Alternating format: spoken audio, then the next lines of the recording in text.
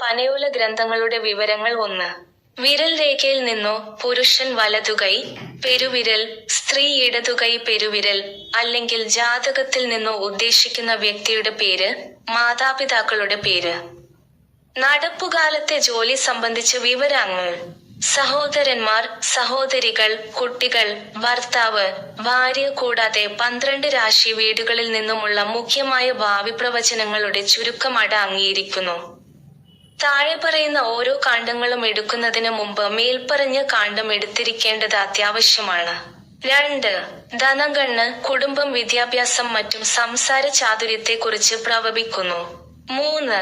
സഹോദരി സഹോദരന്മാരുടെ എണ്ണങ്ങൾ, സ്നേഹബന്ധം, പരസഹായം, കൂടപ്പിറപ്പുകളിൽ സംഭവിക്കുന്ന നീരസങ്ങൾ, ശ്രവണശേഷി, മനോബലം, പാചകപാത്രങ്ങളും സംബന്ധിച്ച ഉപയോഗസാധനങ്ങളെയും കുറിച്ച് പ്രവചിക്കുന്നു. 4.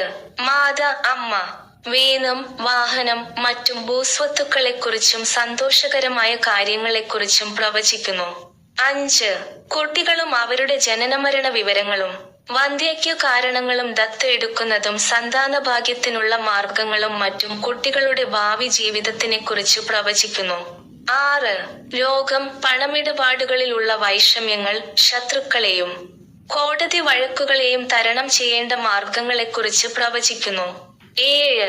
വിവാഹനിശ്ചയം, വധുവിന്റെയോ വരന്റെയോ പേരും ലഗ്നവും രാശിഫലവും, വധുവിന്റെയോ വരന്റെയോ വീടുകൾ തമ്മിലുള്ള യാത്രാധൂമം, ഭാര്യ ഭർത്താക്കന്മാരുടെ ഭാവി ജീവിതം എന്നിവ പ്രവചിക്കുന്നു. 8.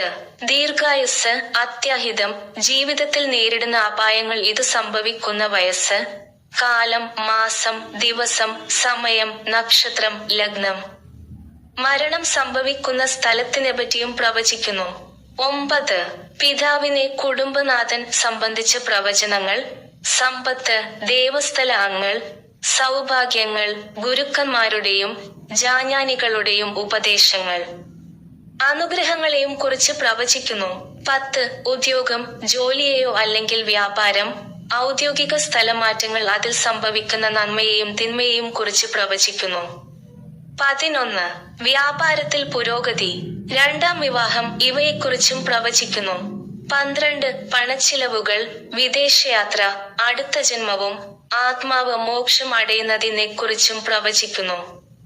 13. ശാന്തി പരിഹാരം, കഴിഞ്ഞ ജന്മസ്ഥലം ചെയ്തിട്ടുള്ള ഗുണങ്ങളും ദോഷങ്ങളും, അതുകൊണ്ട് ഇപ്പോൾ ഉണ്ടാകുന്ന കഷ്ടപ്പാടുകൾ, അതിൽ നിന്നും മോചനം കിട്ടുന്ന പരിഹാര മാർഗങ്ങൾ എന്നിവയെക്കുറിച്ച് പ്രവചിക്കുന്നു. 14. ദീക്ഷാകാന്ഡം, ഏത്